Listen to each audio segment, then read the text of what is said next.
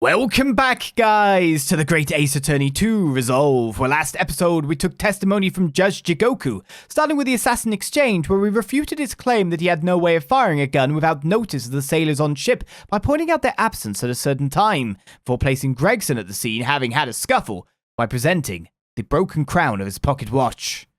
This brought forth a second testimony about the events in the cabin where Seishiro Jigoku claimed he only threw Gregson to the ground on their confrontation and said he had no way of smuggling a body off the ship without being caught even if he did kill him. However, the commemorative photo we had taken revealed the method of movement, with a metal trunk present within and his ministerial status allowing it not to be checked by customs as we press our attack. All the evidence points to you being the killer.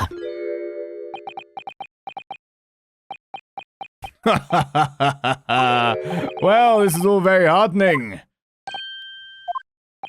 I can see that it was a wise move, letting Asugi and you embark on this study tour. What are you talking about now? Logical reasoning, of course. All court proceedings will be built on logical reasoning in the new century. And I can see that you've both laid firm foundations for that already. Judge Jigoku, please stop diverting attention from the issue at hand. The defense has made an accusation against you. How do you respond? Respond? There's really no need for me to respond, is there?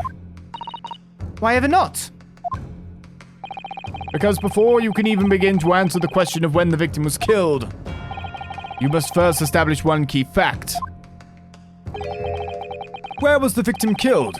It's quite logical. The actual scene of the crime. The prosecution's stance is unaltered. The killing took place on Fresno Street when the gunshot was heard. As the accused, Baruch Van Zeeks, shot the victim at point-blank range. There's no tangible evidence exists to disprove the prosecution's claim at this time. The defense's deductions amount to little more than an elaborate fairy tale. I'm afraid that's how the logical reasoning the British are known for really works, young stripling. The victim was shot in that little room on Fresno Street and died instantly. I'm afraid it's the prosecution's claim that's the only fairy tale here. How can you say that? Quite simply, because that claim directly contradicts a certain piece of evidence in our possession. Very tantalizing, counsel. I think you had better explain yourself to the court, don't you? The prosecution claims that Inspector Gregson died instantly when he was shot at the scene on Fresno Street. But this evidence clearly contradicts that claim. What evidence? I mean, this? That's the manipulation of time of shot. We've got the murder weapon here. I mean, if you're talking about the autopsy report, of course the time of death is indeterminate. Evidence suggests measures may have been taken to disguise the time of death. So that, you know, tomfoolery. But over here, his victim was shot in the chest at close range from the front, resulting in instant death.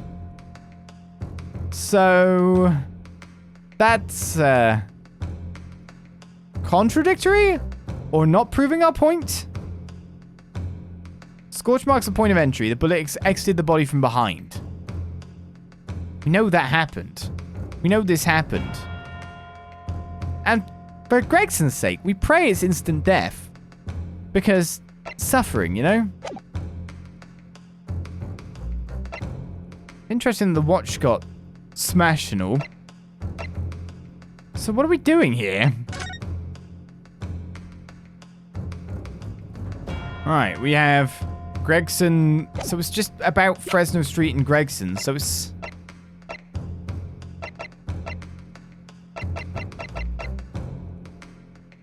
It's one of these two things?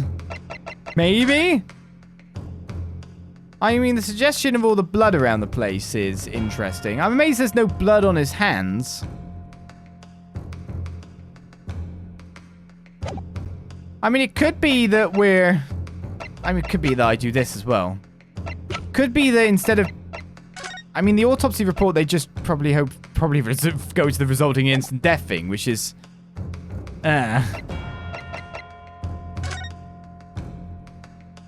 Are we trying to use the posture he's in, the way he's kind of messed up a little bit, muddled up in that position without having even grabbed at himself in the chest?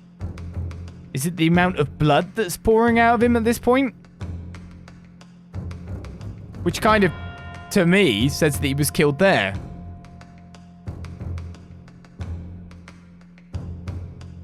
But are we trying to bring up this crime scene specifically so that we can say there was so much manipulation going on here? What with the firecrackers and all of that? I have no clue. I'd have loved that someone took a photo of the inside of that cabin, though. Okay, well, less talking, more action, I guess. It's either this or that. I'm hoping it's maybe something to do with the blood and the position of the body. Seems dumb to present the place where we're at, though. Take that! Photographed the victim in the very location you claim he wasn't killed. Yes, but the point is, the posture of the body itself. It is the posture of the body! If Inspector Gregson had been shot there, in that room, it's out of the question that his body would have been curled up in a ball like that. He would have blasted backwards, or slumped forwards. I'm sorry to disappoint you, but your logic is flawed. You could easily have adopted that fetal position due to the pain of the shot which subsequently proved fatal. Yes, I did say this at some point. Objection! I'm sorry to disappoint you, Judge Jigoku, but it's your logic that is flawed. What? According to this autopsy report, the victim died instantly. He would have felt no pain, much less have been able to draw himself into that position.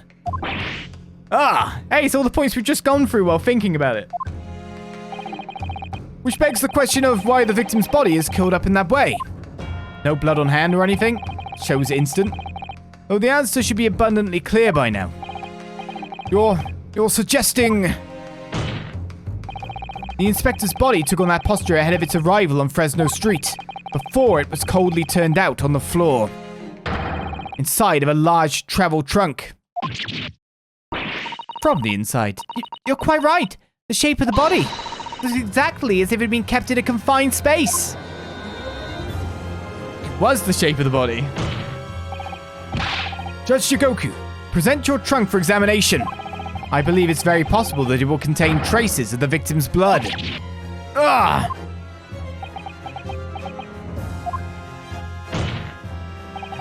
Present my trunk. I refuse. What? On what grounds? I'm the Minister of Foreign Affairs in the Empire of Japan. I shouldn't have to put up with this treatment just because of some stripling's baseless accusations. In other words, Judge Jigoku, there is blood in your trunk. I decline to answer that. As the Minister of Foreign Affairs, I have privileges that allow me to... At this moment, you're not a government minister. You are a witness in a trial in Britain's highest court. I don't care who you are or what your status outside this courtroom might be. You will not withhold information. Nothing is more important than the truth.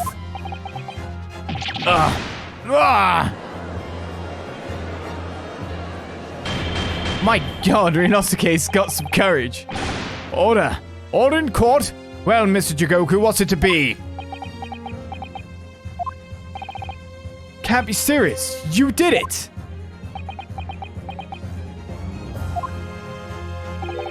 Have you no shame at all, Kazuma Asugi? What? Very well, I admit it. I did bring the inspector's body into the country.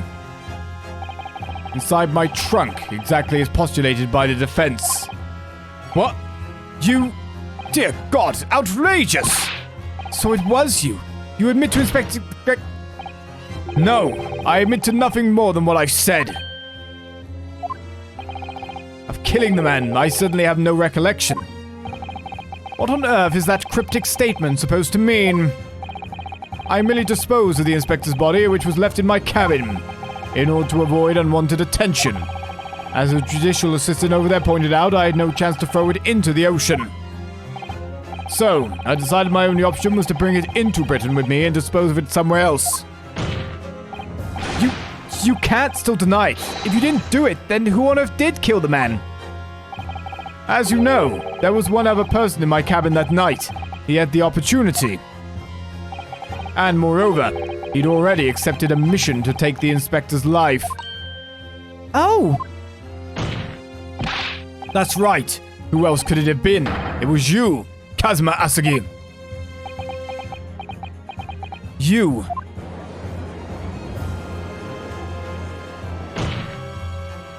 I never thought you stooped to this, Seishiro Jigoku. You've taken the words straight out of my mouth, Prosecutor Kazuma Asagi. You thought by leaving the body in my cabin you could pin the crime on me, did you? Well, the prosecution counsel has already admitted to visiting the witness's cabin on the night in question. Yes, on an assassination mission, no less. You wouldn't... So, what do you make of that, young stripling? You heard my testimony now, and that's all I have to say on the matter. I'll admit to nothing more. I don't believe this. Counsel for the defense. What is your position now? The court awaits your response to the witness's assertion. The assertion that on the night in question, the victim's assailant was in fact Mr. Kazuma Asagi. This isn't the dead end it seems to be. The answer's right in front of me. It comes down to Jigoku or Kazuma. Both of them had the opportunity to kill Gregson, but only one of them did it. And I'm just a step away from proving who. Very well. The defense is ready to respond to the assertion put forward by Judge Jigoku. The idea that the victim's murder could have been committed by Prosecutor Asagi is... Do we believe in our friend? I think we know exactly who did it, though. Judge Jigoku, let me remind you of something you said only a few minutes ago. You claim that logical reasoning is the future of the judicial process. It is. No question. Well, logical reasoning can prove something here. Namely, that it would have been impossible for Prosecutor Asagi to commit the crime. What? The court will only accept an argument that is supported by compelling evidence. So present what you have, counsel. What proof is there that allegedly demonstrates the impossibility of Prosecutor Asagi's involvement? See, I know I'm on the right track, but I have no clue what that track is from here on.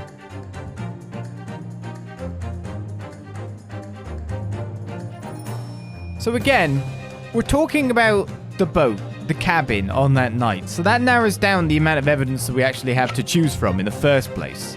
Obviously, it's not the telegram, and it's unlikely to be the small component in this case, which means it's 100% has to be this. Unless it's not this. But just, you know, we're narrowing down the line of evidence. The other thing, the other wild card that could be here is the Great Sword Karama. We know that the sword's tip is in the trunk of. Sounds more like a rescue to me, trying to cut it open. I don't know. It is a combination locked thing, isn't it? It's a locked one. Maybe he was trying to, like, cut it open and get in because Gregson was still alive, but no, we know it's instant death. Thankful it's instant death. So notice about the practice of evacuation be carried out by the crew of the SS Grouse. The night before the ship arrived in Dover, it was found in Judge Jigoku's cabin. So following departure from the port of Dunkirk, all crew members are required to assemble on the main deck at 10 p.m. in order to review evacuation procedures. The drill will take 20 minutes. Crew to resume duties as soon as the drill is over. He'd have probably came back by then? Is it just a matter of timing? I know it's this. It's just trying to figure out why it is. Which I must admit, I don't know. I know what logically is the correct piece of evidence. But apart from that, we're about to find out why. I'm assuming it's just due to movements. Take that! This itinerary for crew members of the SS Grouse, my lord. This is conclusive proof. An itinerary. How does that prove anything? Judge Jigoku, the moment you acknowledged that you found the victim's body in your cabin, this itinerary suddenly became much more significant. It did? What? Why? On the night in question, as always, a crewman sentry was on guard outside your cabin door. As long as he was there, nobody could have fired a shot inside the cabin, and wouldn't have let anyone else in, of course. Absolutely, because it's inconceivable that the guard wouldn't have heard it and come to investigate. So that tells us that the crime must have taken place when the guard was elsewhere. And that narrows it down to the 20 minutes just after 10 o'clock, as indicated on the itinerary. Yes, I see no flaw in your reasoning so far. I see a flaw in what I just said a second ago. But the crucial point is this. When the evacuation drill took place, the steamship had already put to sea from the port of Dunkirk. Now, clearly the murder could only have been committed by somebody who was aboard the vessel at the time. But Prosecutor Asugi stated in yesterday's proceedings, yes, he was off and he had to arrive at a different time. I didn't come to Great Britain to take anyone's life, so I left Gregson and disembarked the ship. I spent that night at a boarding house in the town and returned to England the following morning. I had to remember that singular statement, which is something I didn't remember, so thankfully, process of elimination of evidence led us to where we wanted to be. Which I'm sure the court will agree is conclusive proof that Kazuma Asugi couldn't possibly have carried out the killing. And it really narrows it down on you. Super narrows it down. No, absolutely not. I don't accept that at all. What do you mean? The boy's just saying that to exonerate himself. We can't trust that he really disembarked the vessel. Obviously, after he left my cabin, he hid himself somewhere nearby on the ship. Just waiting for his chance to come back and finish the... No, that's out of the question. Isn't it, Kazuma? As the defense rightly recalls, I disembarked the vessel and spent the night in a boarding house in Dunkirk. And as I said yesterday, I signed my name in the accommodations register book. All extremely easy to verify and undeniable proof. No! There's no escape this time. You can forget that you're a judge or a government minister. It's time you gave the court an honest answer, as a common man. You killed Inspector Tobias Gregson and transported his corpse back to Britain. Then you dumped the body in the room on Fresno Street and made it look as if the murder had happened there. That's what really happened, isn't it, Seishiro Jigoku? It was that damn trial 10 years ago. That's when all this began. Looking back now, my fate was decided that day. I was doomed already.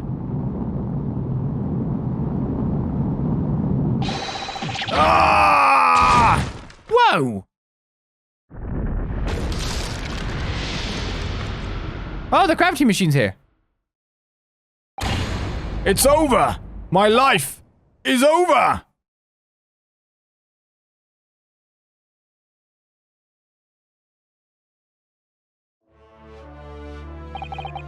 A British assassin to eliminate a professor in Japan. A Japanese assassin to eliminate a detective in Britain. Both assassins will use diplomatic immunity to evade conviction and return safely to their homelands. It's you. The Assassin Exchange request arrived from Britain about 1 year ago. Though it was hardly a request, it was a demand. And for that, you decided to recruit Mr. Asugi. When things didn't go according to plan, your chosen assassin never made it to Britain. And you found yourself unable to dispatch a replacement. Because I was already on my way to Britain at that time in Kazuma's place. And that left me with only one option for carrying out my obligation. To eliminate the mark myself, personally. Of course, there was but a single opportunity for me to do that. The International Forensic Science Symposium, I presume. That's right. I decided it would be safest to carry out the plan before my arrival in Britain. So I enlisted the help of my British counterpart. And made arrangements for a pretext that would take the inspector to Dunkirk. To lure the man in, he was given a sham mission by the Reaper. What? The Reaper! But there's only one person who could have done that. The mastermind of the entire operation. The Reaper himself. Ah! So, that means that the assassin exchange was... It was all planned by the Reaper. I'm not at liberty to say anything about my British counterparts. Anyway, the Inspector accepted the Reaper's mission and dutifully infiltrated my cabin on the steamship. But it was all a trap designed to lead him to France and his own death. Oh, how awful. It was past 9 o'clock when I returned to my cabin from the dining hall that evening. I didn't give him time to attack me.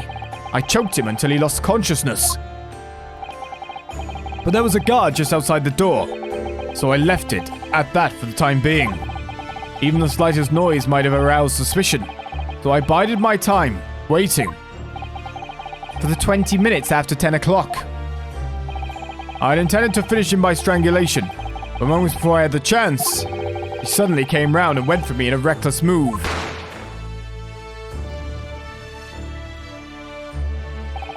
I'd received the British-issue gun 16 years earlier, being a member of the judiciary as a visiting student.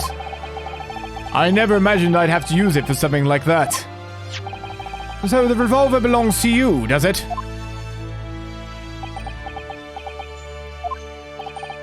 Then the victim was killed inside your cabin on the SS Grouse, which begs the question of why you arranged for his body to be discovered in the room on Fresno Street. The young judicial assistant over there has already answered that question. There was no way I could take the body up on deck to throw it over the side. That's precisely where all the crewmen were gathered for the evacuation drill. So before the first-class cabin sentries returned, I took the corpse to the refrigeration room. And then on arriving in Dover, you concealed the body in your trunk in order to smuggle it past the border police. I knew I needed to take steps if the police were to be convinced when the body was found in London. In that case, you must have known. You must have had intimate details of Inspector Gregson's intended schedule. Yes, my British counterpart sent me everything I needed to know. The inspector was due at Fresno Street at 5 o'clock that afternoon, in order to meet a man by the name of Hugh Boone, from whom he would take his police identification. Ah! I decided that man would be the perfect person to set up as the culprit, so I took a hackney carriage over there with the body still in my trunk. That must have been just after we took this photograph review of the hotel then. Yes, I wasn't expecting a welcoming committee. I was more than a little nervous. On Fresno Street, I spotted a young girl selling little firecrackers. Miss Venus, of course. I conceived of the candle trick there and then. So I donned a simple disguise and approached the girl to buy enough firecrackers to replicate a gunshot. What sort of disguise? For some reason, the inspector had a bright red hairpiece in his own traveling case, so I put that on. Although I suspect I drew more attention to myself in that than I would have otherwise. The hairpiece we found at the scene. The inspector had it ready for the Red-Headed League investigation. I only arrived at the room at around 5:15, so I quickly placed the body on the floor, moved the notice board, and set up my little candle trick. I arranged it so the firecrackers would go off with a bang around 15 minutes later. So that Mr. Boone was due to arrive at 5 would walk straight into a trap. Except at the last moment, I made a careless blunder. What was that? I imagine it was the bag of fish and chips. Ah! I didn't notice that it had fallen out of his overcoat pocket when I moved the body to the refrigeration room. I put it back into its pocket the following morning, but... well, it seems the warmth of the heated cabin had accelerated the decay of the fish. Anyway, that's everything. All the sordid details of what I did.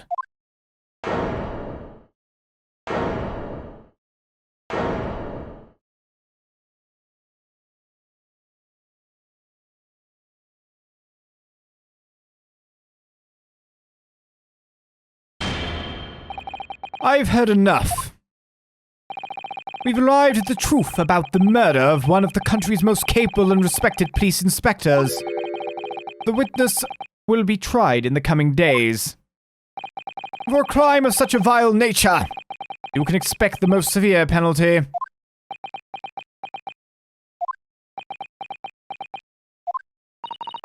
An exchange of assassins. What a foolhardy idea. Mrs. Jigoku, one last detail. Who was your counterpart in Britain? Who was the mastermind behind the assassin exchange? Nothing you say now could make matters any worse for you. Just tell us. Enough! I've already told you that I cannot say. Even though as things stand, you may very well never set foot in your homeland again. What are you waiting for? Can't we get this over with now? It's finished. All of it. I'm finished.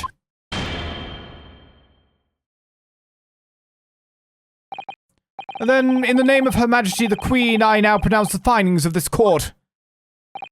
This man before us has admitted to the willful murder of Tobias Gregson.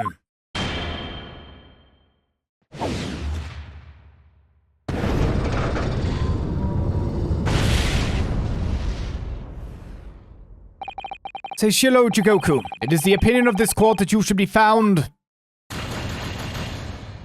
guilty. And may I remind all those present of the strict confidentiality demanded by this closed court.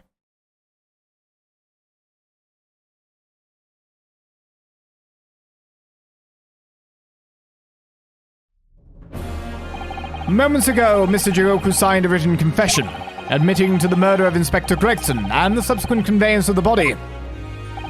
In short, the defendant's innocence has therefore been established beyond doubt.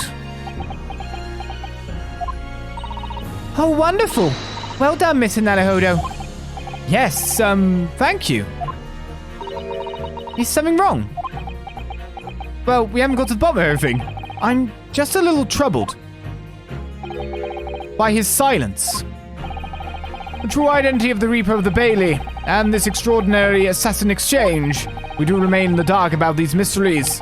However, insofar as the indictment brought against the defendant in this trial, we have reached a conclusion. I have every intention of pursuing both mysteries as a prosecutor. As you wish. Now, for the formal adjudication. I hereby declare the defendant Baruch Van Zieks. Objection!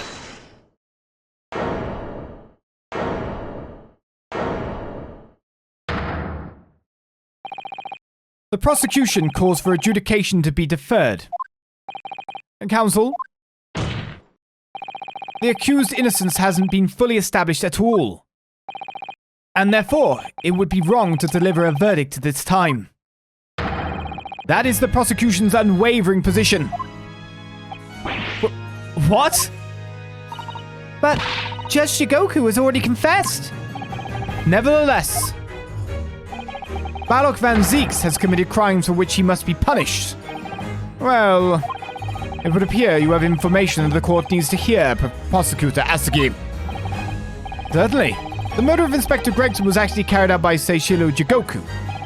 But it's clear from the witness's testimony that he was coerced into complying with the plot. Into this sick, merciless assassin exchange. That may be true, but so what I want to know is who coerced Jigoku? Who was pulling the strings? The victim went to France having been ordered on a mission for the Reaper, only to be murdered. In other words, the mastermind behind the assassin exchange is someone in a position to give such an order. As we've already established, the Reaper himself. Well, certainly, that would appear to follow. The prosecution hereby formally accuses the man in the dock, Baruch Van Zieks, of being the Reaper of the Bailey, and furthermore, I'm going to prove his guilt beyond all reasonable doubt. What?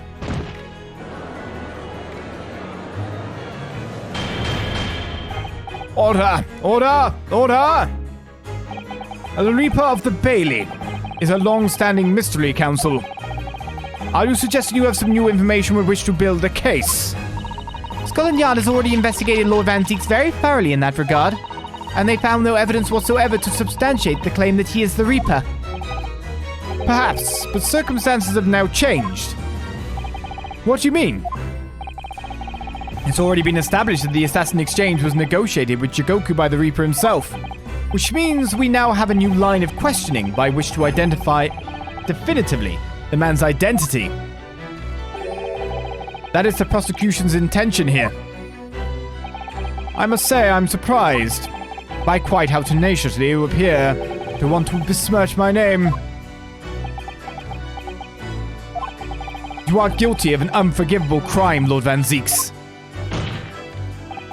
And I will bring you to justice for it, whatever it takes. That explains Kazma's silence before.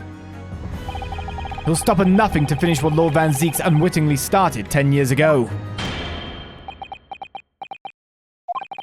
Very well. Whilst it's extremely irregular, I will on this occasion grant the prosecution further opportunity for witness testimony. The defendant will disclose any and all involvement he has had with the Reaper and the assassin exchange. I thank you, my lord, for guiding the court so wisely. I hereby declare this court to be in session for a supplementary hearing. And so the case continues. As we knew it would, I was actually surprised to even see verdicts appear at the point in time when they did. But we've put one thing behind us, the death of Tobias Gregson. Seishiro Jigoku assassinated him. But who is the ringleader? This is not what we work towards. So join me next time on the Great Ace Attorney 2 Resolve, where we hope to get more to the bottom of this. We will see how things go next time. See you then. Bye-bye.